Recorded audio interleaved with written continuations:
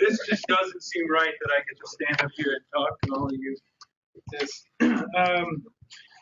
I volunteered in exchange for some gas money to get here to facilitate this working group discussion. And Alicia has tasked me with the jobs of reviewing past working group discussions that have fallen into that terrestrial ecology category, highlighting new and ongoing projects that I think we all know about, and soliciting new groups that might be good grounds for discussion. In my opinion, this is really good time that we come here for this, because it's time we're all in the place together and we can do planning activities for the next field season. So my vote is to keep this part concise and mostly let people determine how to spend our time. You know, we got some hours in the day. Let's talk about what we're going to do this field season. And I'm just up here to guide discussion. I have a clipboard, but that doesn't mean I have any authority. As far as reviewing the past working group discussions, there have been, how many times have we done this now? Is this the fourth?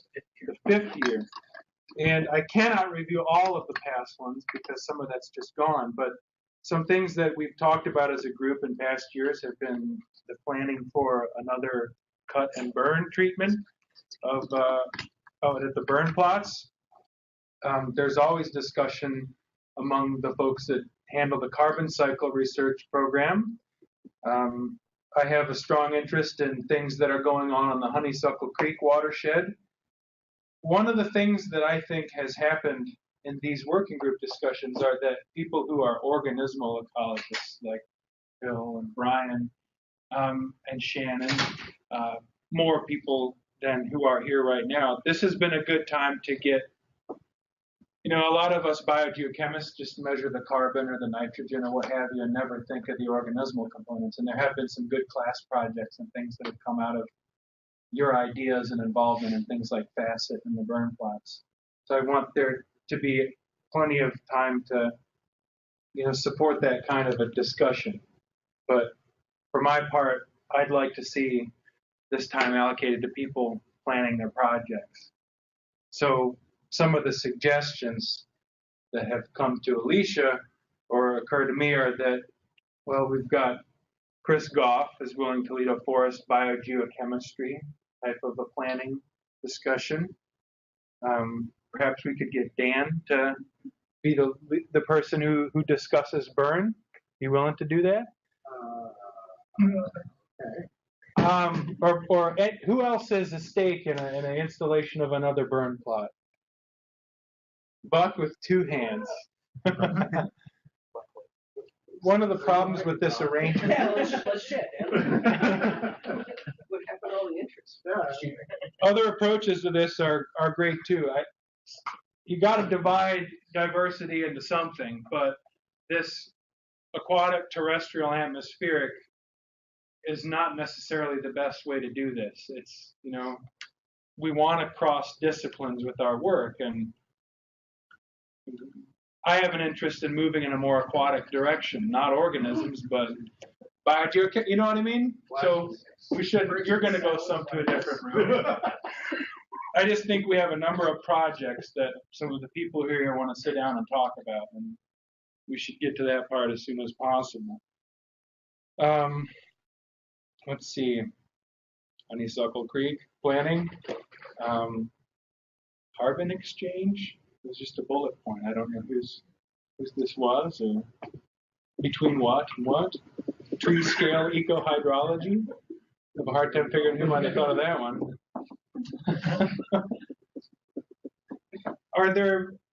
This might be a good opportunity for those present to talk about what their interests are. What are you going to do this upcoming field season? A thumbnail sketch. If we have people that can speak for a whole lab group or a project area, maybe Shannon, you could speak for your group. Chris, you have a lab here. Gretchen, Valerie.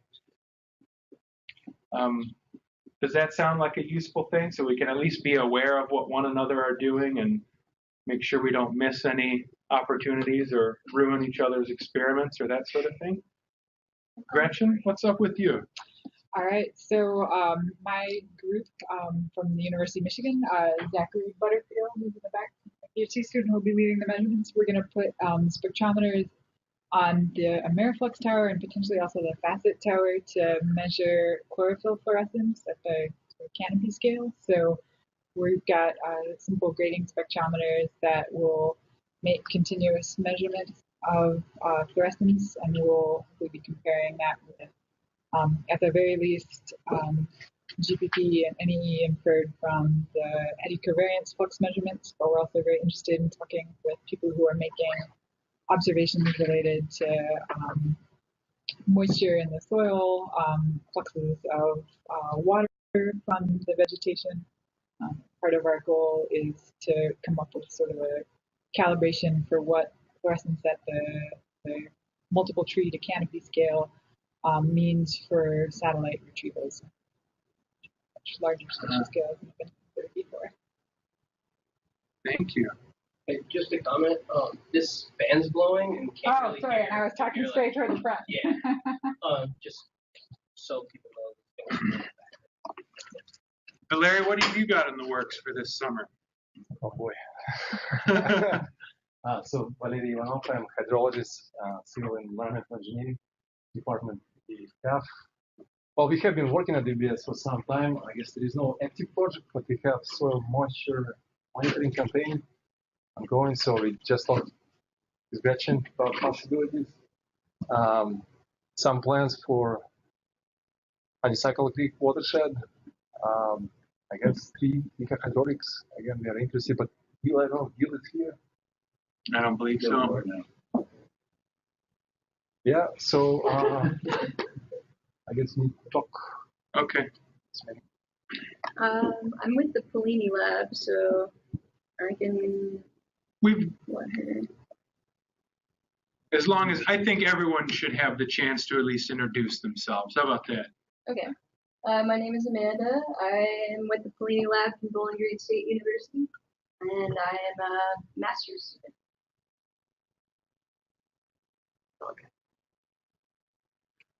Phil? Oh, hi, it's me, Jim. Hi, everybody. I'm going to help Big Doc and Newt and whoever else needs some help getting stuff done. I'm Phil Myers. I will be up in the spring and the fall, continuing the census of small mammals. 26, 27 years.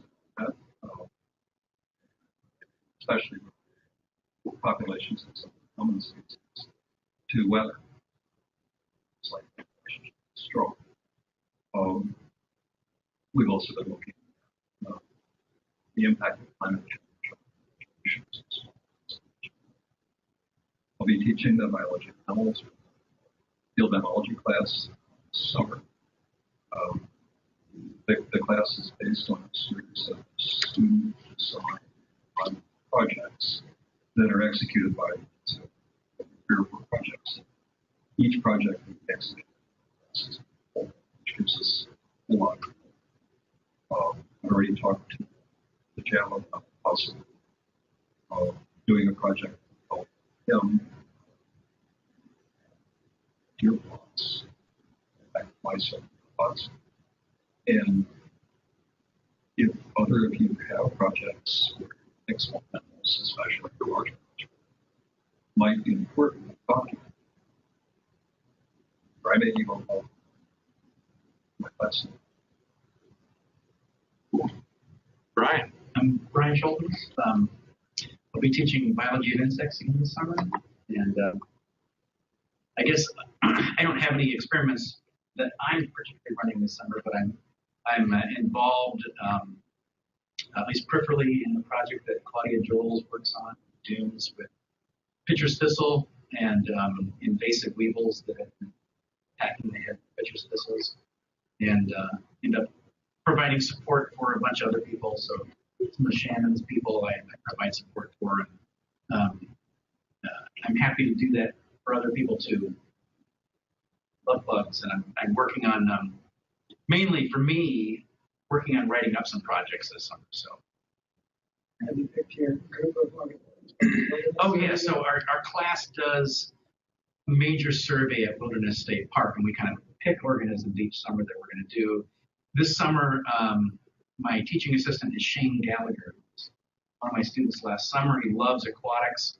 And so we're either going to be doing aquatic bugs or aquatic beetles, depending on how big the class is. Mark, he's the turkey caller. What do you want to hear? Everybody wants to know. Ever since I've been at the biological station 45 years ago, I've had an intense interest in the property, which is 10,000 acres, 3,000 acres up in Sugar Island. And I've always been pushing us to get more and protect what we have. I have a background in alpine plant ecology, and I came here in 1970 on kind of precursor to this area. I still hang around. I live right next to the station, and I like to still be involved with all these fresh young people. Thank you. Thank you. Shannon, what's the haps? I'm Shannon. I guess I have two new roles this summer. I teach the general class. So if you have high risk or pilot studies questions, please come to us. Our students will try out. I am an invertebrate ecologist. I have 3 graduates. We will have 3 graduates. Caitlin. The general theme of the project is that either in buckets or in burn chronosequence or on active sampling, how do insects respond to either warming or trace element availability? How do they respond in terms of abundance? What their actions? Are they treading litter? Are they pooping or less? How does that work for? So that's the common theme. And Rob is, well, okay, sorry. Nicholas, what's going on? Hi everyone, I'm Nicholas. I'm a master's in animal health, and I've been working on vector experiment long-term service.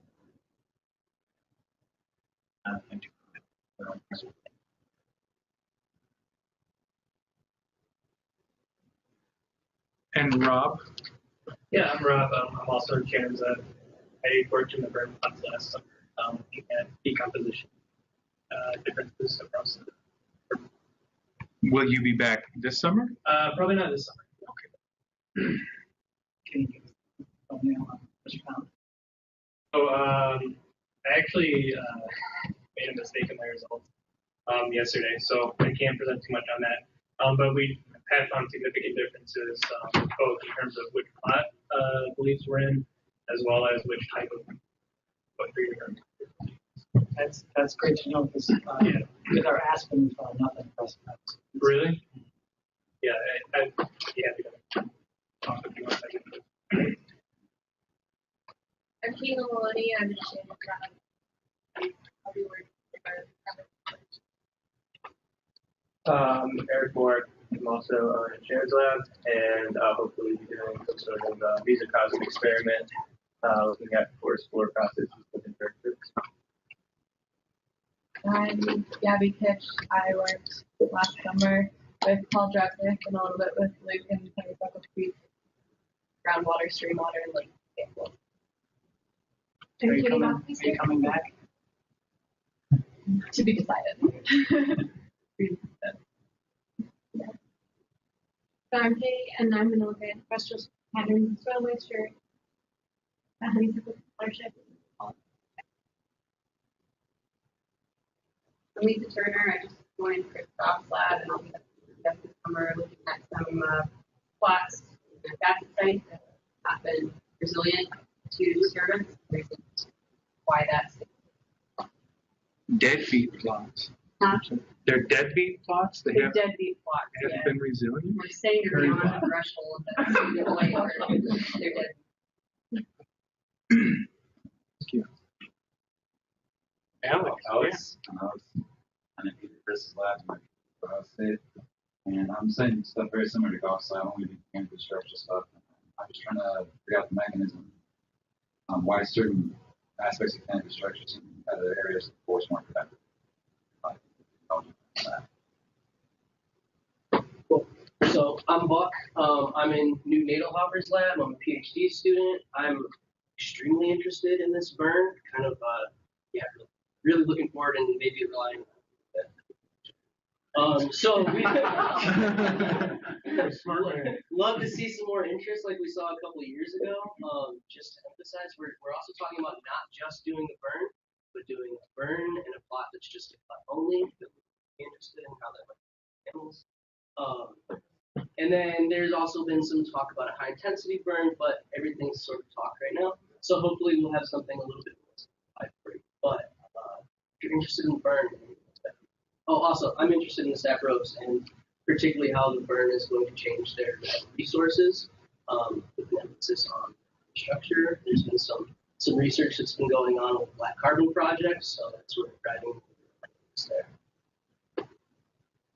I'm Raleigh. I'm also a PhD student at Ohio State. I study plant community ecology, and 2 summers ago, I went and found and permanently staked these permanent vegetation plots that were set up in the early 90s by Bert Barnes' group.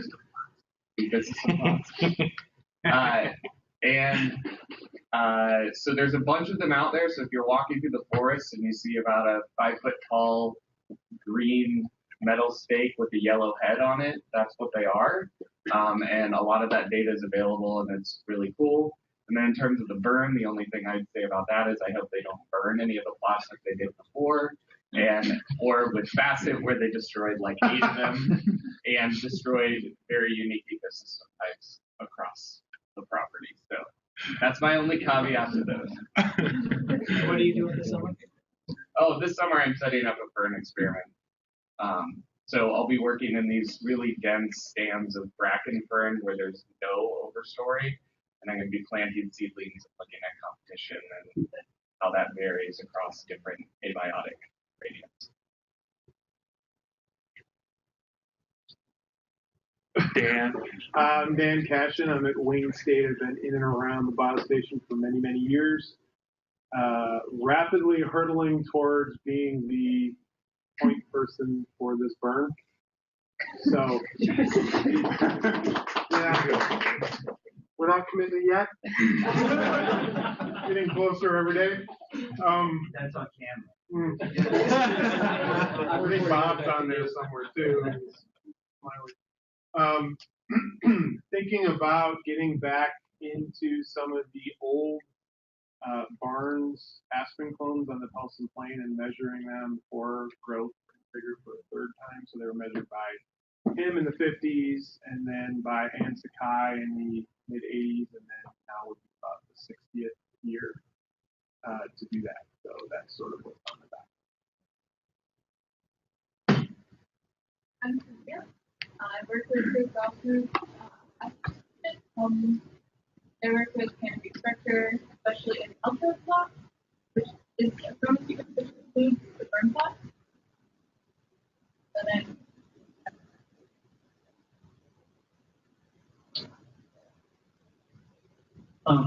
I'm Ben, also in Chris Goff's lab. I'll be at UMBS this summer for the first time. I'm working with the facet plots, the 3 replica plots actually, and they span a gradient of site quality, and they differ in community composition. I'm trying to see if that has any effect on their net primary production trends following that choice. I'm Brady Hardiman. I'm also in Chris Goff's group.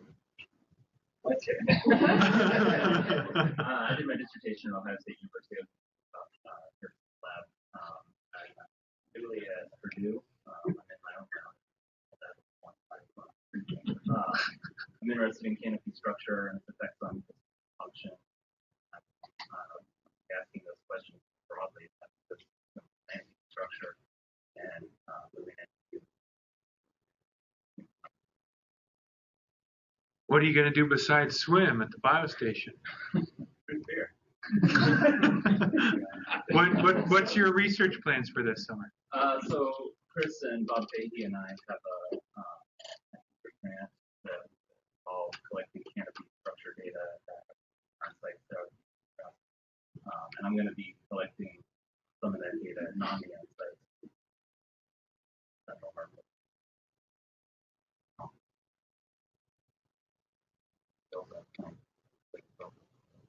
So I'll be there for about a week. Oh, that's it. That's it. Okay, cool. Good to know. Chris Vogel. I'm responsible for the day-to-day.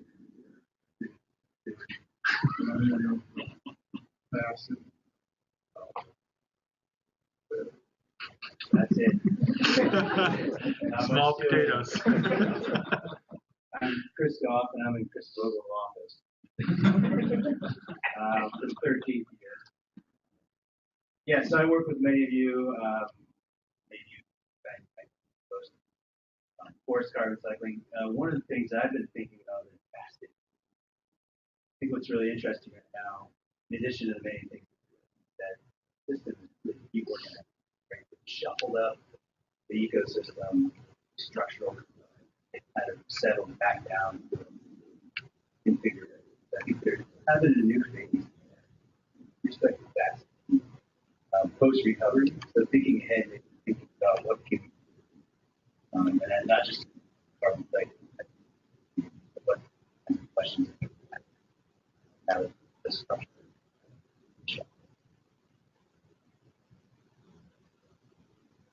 I'm Phoebe. I work for Chris Olson in Earth Environmental Science, and I'm looking to take over some of the monitoring and water data. So my name is Rich Fiorella. I'm also in Chris Olson's lab. And last summer we started looking at vertical profiles of water vapor exposed plastic and understand water cycling through kind of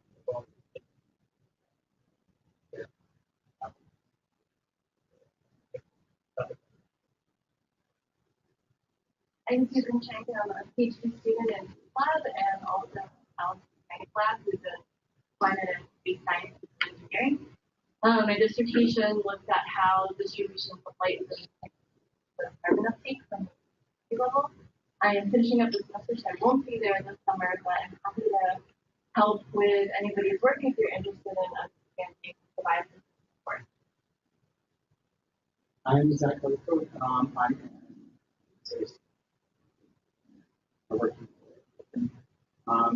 And as Gretchen mentioned, I'll be going to use to spectrum measure.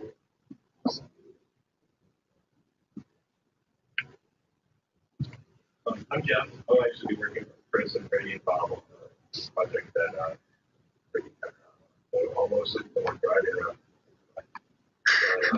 I'll be up there for about 10 days.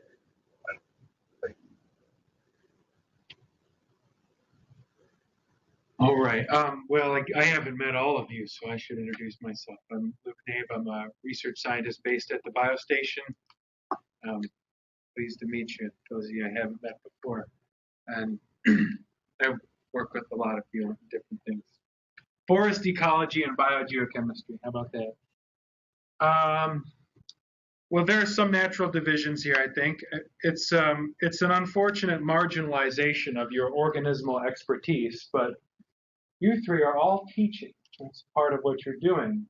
And you also fill this repeating role for other people who study forests or molecules and say, oh yeah, well, will you come and tell us what kinds of organisms are present in our study system? I don't know where I'm going with that other than to say. Is there something from the research end that would help you with your classes? Oh, there's an idea. You've heard it before. Jim, would you like to take notes on this section? I feel some guilt because I've been a part of this before, part of forest ecology or biogeochemistry research, and then every once in a while we want to ask a token question about organisms other than trees, and you devote an entire class, you bring your courses to bear on this sort of thing. You have a name for that. Ooh. Parasite. I'm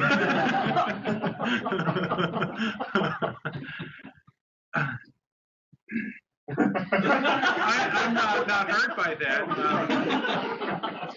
Parasites rule the world. Not my I horizon. disagree. I welcome that.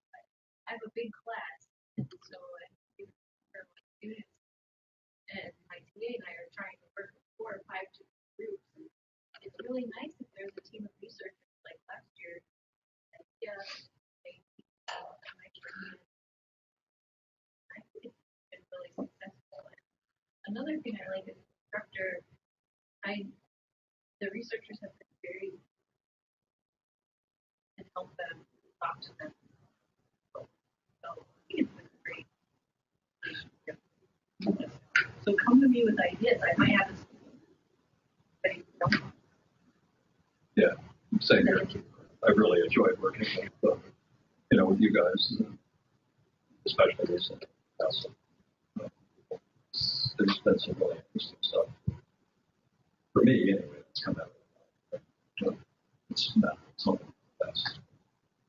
Oh, I want to say one other. Right. Oh, no.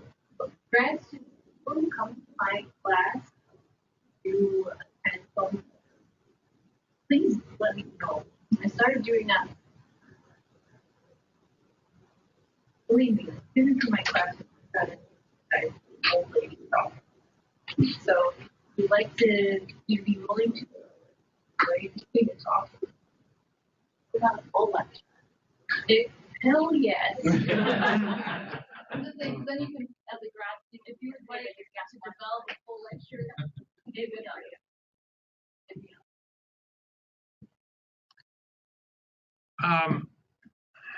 Okay, I would propose that we divide into some groups, no more than probably 4, because we have a number of large projects or desired projects that would benefit from some planning. And that we use the available space to organize according to the projects that we're interested in and lay out plans for the field season. Hey, yeah. Can you, before we do that, update on the red pine harvest? You know what's going on with that? Who's doing it? I know nothing but talk. And not a whole lot of that lately. Mark probably. What was the topic? Red pine. Are going to be the cutting. It's going to go, as far as I know. That's that stand down the hill toward Pilsen, on the left side going toward Pilsen. It's going to remove about a third of the trees. That's what I think. And that's, I think it's 80 acres. So it'll be done as a thinning. That'd be thinning, yes. Is there room to maybe have that? I may be wrong, but that's what Bob tells me. Okay.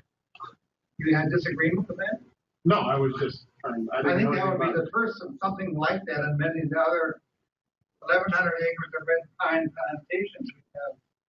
Whether or not they're going to continue to all of them or not, but they're kind of biological deserts. So we know who's marketing? Do you know who Bob hired to do the cruise? I'm not sure who's doing the cutting itself, but it's Michigan Tech is involved with doing the survey, and marking the trees.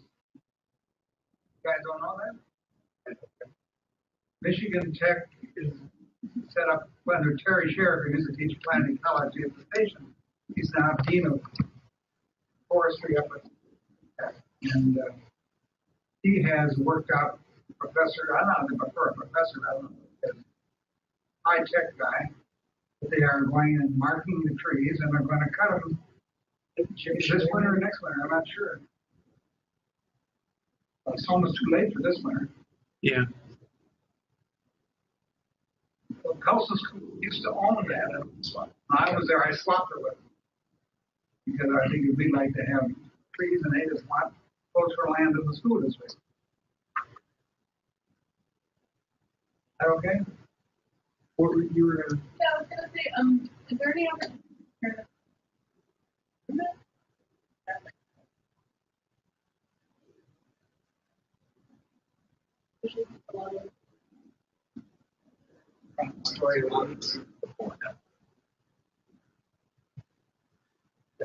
there probably is. I think that would have to be sure and go like that because their method of treat out there may not be compatible with you. They're probably doing a road. Yeah. Taking a Right. piece of heavy machinery, push it up. Yeah. I had about 10 acres on my properties harvested this year, all of mine. And amazing how quickly they can do with these big machines go in and chop them up, lay them down, and cut them up. And 10 foot, 12 foot, 8 foot, and they measure the board feet as they go by. This is incredible. You talk about $1 million per machine. And another machine goes around, picks all those up, and takes them over to the landing area, and they load them in the big semis and take them off the market. I don't think they'll do it that way because that was whole tree or everything. Yeah. But I had 10 acres thin, the same machine, but they go down rows then. Some of you who haven't attended this meeting before might not know that we've talked about this topic probably at least the last 3 of these terrestrial working group discussions. We've, I don't know what, obviously this is the sort of thing that could use some coordination because you know, the decision to involve Michigan Tech, what we have is, you know, some combination of Bob, Carrie, Newt, Kyle Anderson, Jason Talent, all acting to some degree, interacting around the same general topic. But if there's someone who has a desire for a specific project to do that, then by all means, you can inject yourself into that discussion, I think. I think Jason and Bob are Mhm.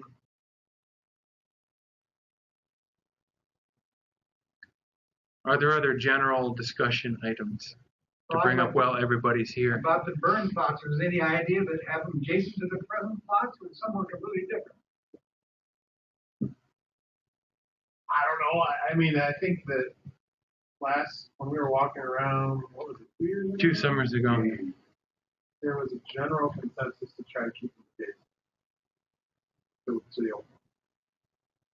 On a high intensity, you almost have to go to another kind of forest type. Running out of room. Personally, I think that'd be the coolest thing ever. Do a crown fire, but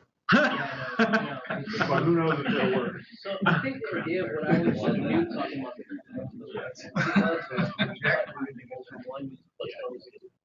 that wouldn't really give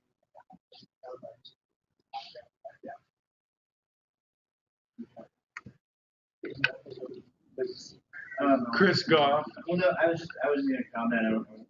So since we have a pretty good understanding of the carbon cycling team, what we're doing, would it make sense? Could we have more of a broader forest biogeochemistry? I mean, I think I'd like to hear more about the I'm glad to hear you say that. Yeah, and I think others probably would too, and maybe I don't know. So we can interact with people we don't typically interact with. Yeah, thank you. People interested in burn, land management, forest biogeochemistry, and ecology. So make it a little bigger, but I think that's but it gets the right people talking to the right people. Meet in here for that discussion. I'd like anybody who wants to work on Honeysuckle Creek project planning to come over to the Hussey room with me. What? That's what it's called. I'm glad you laughed. They have two going on in there. Okay, that's well and good. It was what Jason suggested. It's a large room. We can find a corner. Other project-specific groups that would like to find some space? Is anyone feeling left out, unheard? Oh, good. This is so inclusive. Okay, well, what time is it? Wow, we used 45 minutes out of the hour. Pretty effective. So I don't think there is maybe a reason to form a group, but I've heard a couple of people that I'd like to speak with. have a time to. I think this is that time. This is time to make project plans. Yeah. Okay. So there's hallways. What I'm told is that we have this room, we have the hallways, we have a room on the floor above this, we have the hussy room.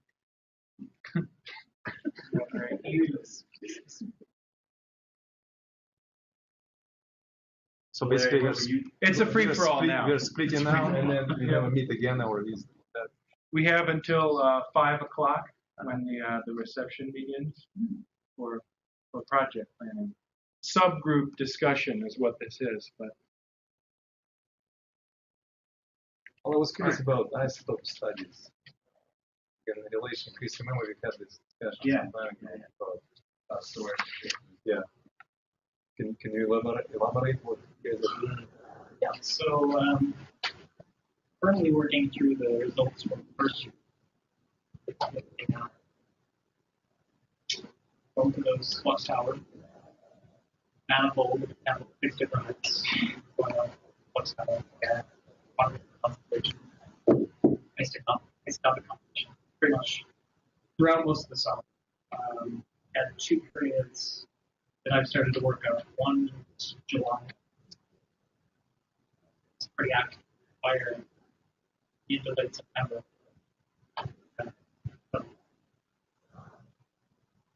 And so far, just processing the thermocycle, water vapor, ice chills, into 2 different cycles. And that's good.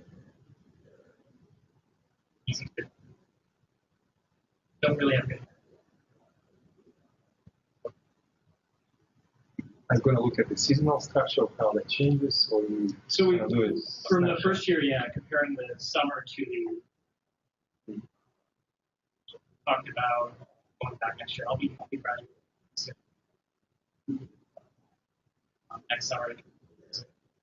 One of the key conditions this year was getting snow melt to leak out.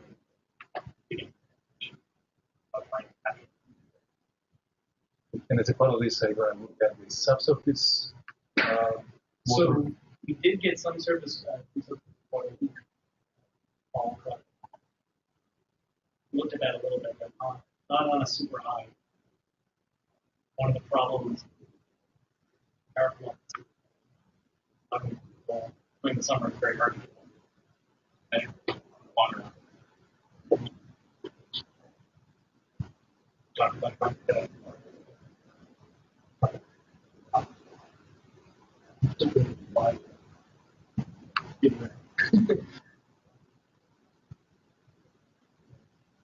Yes, we've also talked about next summer we're trying to look at deep water ice. I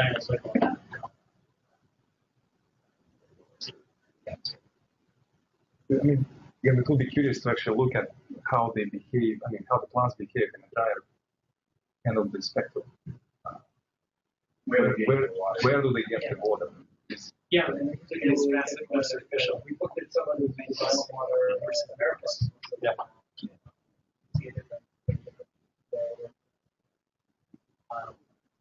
But haven't done it. That's again for and then how water change. It's a bunch of different things going on and level of temperature.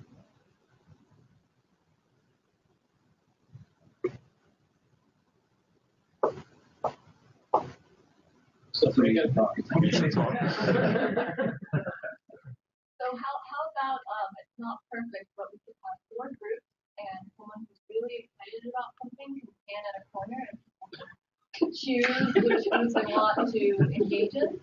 And potential ones are fire, community, ecology, canopy, and soil, and we can adjust according to the dynamics of the population sizes. Maybe honey's not free. Yeah.